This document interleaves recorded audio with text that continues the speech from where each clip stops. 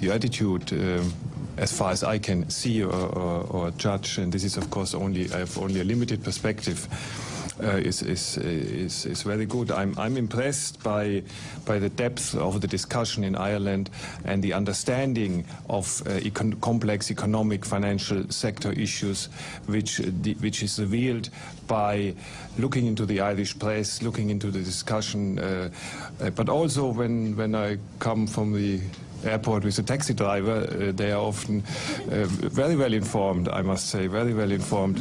So I think that is a good sign that here we have an open discussion. It's a difficult adjustment process, but there is an open debate, and there's a debate where economic arguments play an important role, and I think that is how it should be.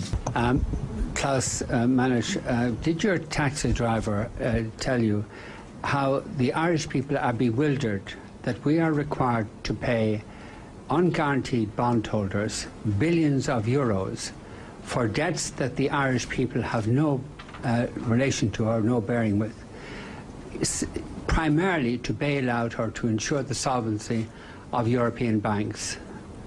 And if your taxi driver asked you that question, or if the taxi driver had asked you that question, what would have been your response? That's my first question. Well, can we take a couple together? Can you ask the second question? Well, my second question is a completely different issue, and okay. I may have a follow-through if Mr. Masuch doesn't answer the question in a way that would illuminate the taxi driver's understanding of all this. I would have a follow-through question. Right. Can I ask you then to pass the mic, and we'll come back to you for the second question? Yeah, well, if you don't mind, that's a way of breaking up the exchange, and I would prefer if it went this way. We have a tradition in Irish journalism that we pursue issues, and that when somebody doesn't ask a question, we follow through on it. And I hope that tradition will be respected on this occasion. So could you answer the question? Yeah. Mr. Vincent, I have answered a very similar question of you. I think it was 2 reviews ago. You addressed the question. You addressed the question previously. I addressed the question. Yes. I answered it.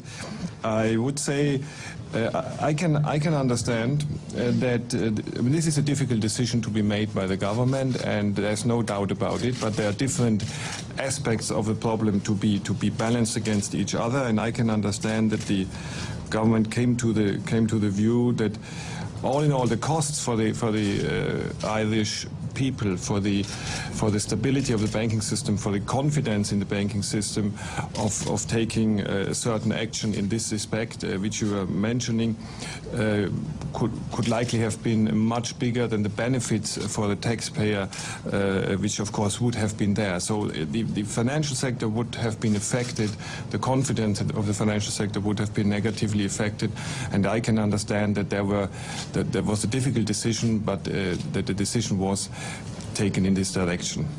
Yeah, that doesn't address the issue. We are required to pay in respect of a defunct bank. There's no bearing on the welfare of the Irish people at all. We're required to pay in respect of this defunct bank billions on unguaranteed bonds in order to ensure the health of European banks. Now, what would you explain, how would you explain that situation to the taxi driver that you talked about earlier? I think I have addressed the question. No, you haven't addressed the question, because you've referred to the viability of the Irish financial institutions. This financial institution I'm talking about is defunct. It's over, it's finished. Now, why are the Irish people required, under threat from the ECB, why are the Irish people required to pay billions to unguaranteed bondholders under threat to the ECB? You didn't answer the question the last time, so maybe you'd answer it this time.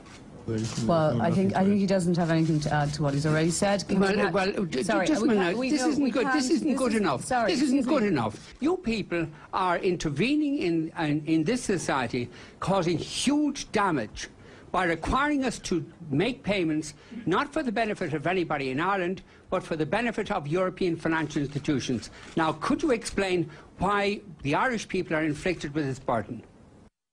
Well, I think I have addressed the question. You have nothing to say. There's no answer. Is that right?